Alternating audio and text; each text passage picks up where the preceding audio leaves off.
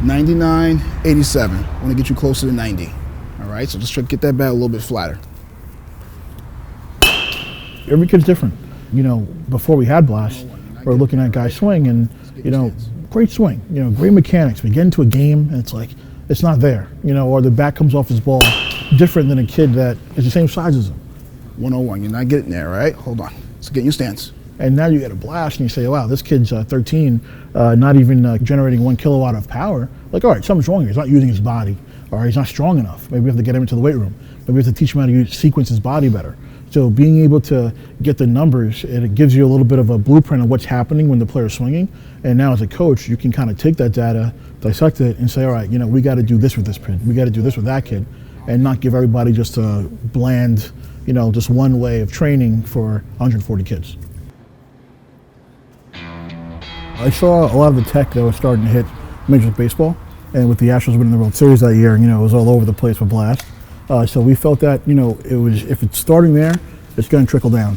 And so I figured we get ahead of the curve, and before we hopped in 100%, we really did our research on the product to make sure we know what we were doing, make sure we knew what the data meant, make sure we knew what was involved with implementing it into our entire program.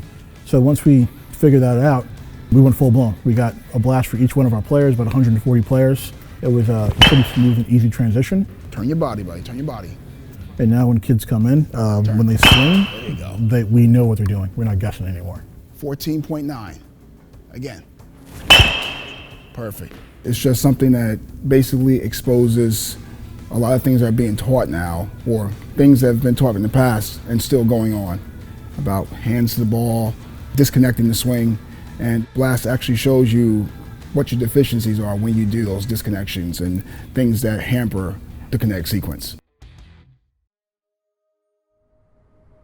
Rolling it out it needs some explanation, you know, what it was, why we were using it, and making sure people understood that the cost that came with it would pay off for them in the long run. You know, for the most part, it's a one-time cost.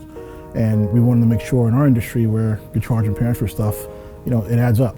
And we wanted to make sure that when we're charging them for the product, you know, they were getting back in value. So we educated our customer on what we were doing and why we were doing it. And more importantly, we told our customer that we were doing it because, you know, we want them to hold us accountable. So when we say player X is, you know, doing better, we can actually show it, and we can validate our practices. There you go, that's better. That's a 59. So coaches can see it, someone that's been doing it for a long time can see what's going on in the swing, but this really quantifies it and allows us to track it and to create kind of like a paper trail to be able to see how the player develops. Do they get better? Do they get worse? What do we need to work on? You know, deficiencies, so on and so forth.